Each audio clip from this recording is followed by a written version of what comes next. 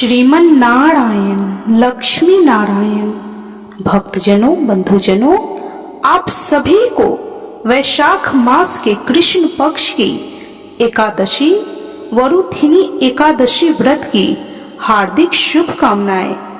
आप सभी का आपके इस चैनल ब्राह्मण देव कन्या में बहुत बहुत स्वागत है। आज हम इस वीडियो में वैशाख मास की कृष्ण पक्ष की एकादशी वरुथिनी एकादशी उसकी कथा और इस व्रत की संपूर्ण जानकारी प्राप्त करेंगे।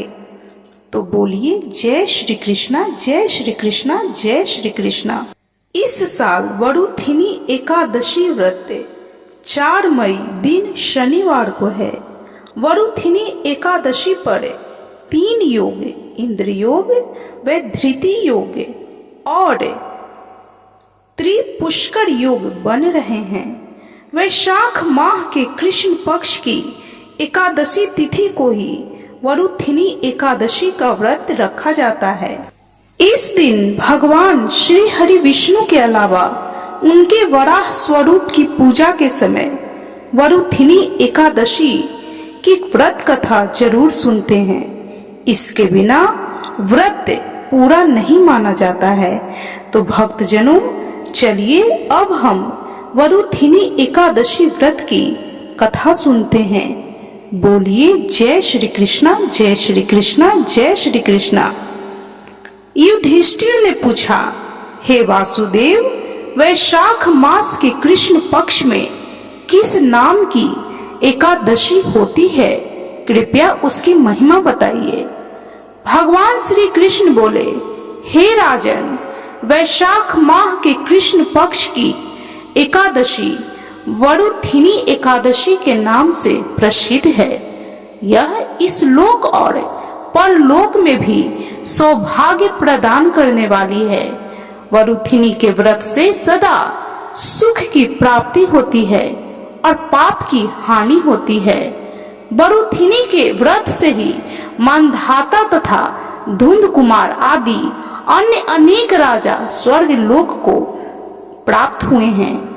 इस एकादशी का व्रत विधि विधान से करने पर सभी प्रकार के सुख, सौभाग्य और पुण्य मिलता है, पाप मिटते हैं। वरुथिनी एकादशी की व्रत कथा कुछ इस प्रकार से है। पौराणिक कथा के अनुसार राजा मानधाता नर्मदा नदी के तट पर बसे अपने राज्य पर शासन करते थे। वे धार्मिक व्यक्ति थे।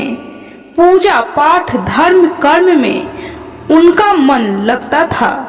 वे एक दिन जंगल में गए और वहां तपस्या करने लगे। वे तप में लीन थे। कुछ समय बीतने पर एक भालू आया और उन पर हमला कर दिया। भालू उनका पैर पकड़कर घसीटने लगा। उन्होंने अपनी ओर से कोई विरोध नहीं किया और तप में लीन रहे, शांत बने रहे। उन्होंने भगवान श्री हरि विष्णु से प्राणों की रक्षा के लिए प्रार्थना की। इस बीच भालू उनको घसीटकर जंगल के काफी अंदर लेकर चला गया। इसी बीच भगवान श्री हरि विष्णु वहां पर प्रकट हुए और उन्होंने अपने सुदर्शन चक्र से उस भालू का गला काटकर राजा मानधाता के प्राण बचाए।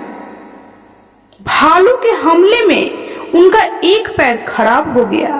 भालू उसे चबा गया था। यह देखकर राजा मानधाता दुखी हो गए। तब भगवान श्री हरि विष्णु ने कहा कि तुमने पिछले जन्म में जो कर्म किए थे उसका ही यह परिणाम है। तुम वैशाख मास के कृष्ण पक्ष की एकादशी वरुथिनी एकादशी का व्रत करना। यह व्रत मथुरा में जाकर करना और भगवान श्री हरि विष्णु के वराह स्वरूप की पूजा करना। उस व्रत के पुण्य प्रभाव से तुमको नया शरीर प्राप्त होगा। भगवान श्री हरि विष्णु के आदेश के अनुसार वरुथिनी एकादशी के दिन राजा मानधाता मथुरा पहुंचे और विधि विधान से व्रत रखा। भगवान श्री हरि विष्णु के वराह अवतार की पूजा की, रात्रि जागरण करके अगले दिन पारण किया। इस व्रत के प्रभाव से राजा मंधाता को नया शरीर प्राप्त हुआ। उनको सभी प्रकार के सुख मिले। जीवन के अंत में उनको स्वर्ग की प्राप्ति हुई। जो व्यक्ति वरुथिनी एकादशी का व्रत रखता है उसके पाप मिट जाते हैं और राजा मानधाता के समान सुख प्राप्त करता है। अतः पाप भीरु मनुष्यों को पूर्ण प्रयत्न करके इस एकादशी का व्रत करना चाहिए। यमराज से डरने वाला मनुष्य अवश्य ही वरुथिनी एकादशी का व्रत करे। हे राजन, हे राजेंद्र, इसके पढ़ने और सुनने से सहस्त्र गोदान का फल मिलता है और मनुष्य सब पापों से मुक्त होकर विष्णु लोक में प्रतिष्ठित होता है। संयम सौभाग्य का आधार है।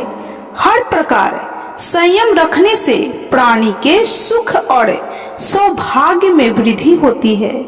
यदि व्यक्ति में संयम नहीं है तो उसके द्वारा किए गए तप, त्याग व भक्ति पूजा आदि सब प्रभावहीन हो जाते हैं। इस प्रकार वैशाख मास के कृष्ण पक्ष की एकादशी वरुथिनी एकादशी व्रत की यह कथा संपन्न हुई। तो बोलिए भगवान श्री हरि विष्णु की जय, वराह भगवान की जय, माता लक्ष्मी की जय, माँ तुलसी की जय, समस्त देवी देवताओं की जय। भक्तजनों, बंधुजनों, इस प्रकार वरुथिनी एकादशी व्रत की यह कथा संपूर्ण हुई। यदि आपको यह कथा अच्छी लगी हो तो प्लीज वीडियो को लाइक कीजिए। चैनल पे यदि नए हैं तो कृपया चैनल को सब्सक्राइब करें, बेल आइकन प्रेस अवश्य कर लें और कमेंट में जय श्री कृष्णा अवश्य लिखें।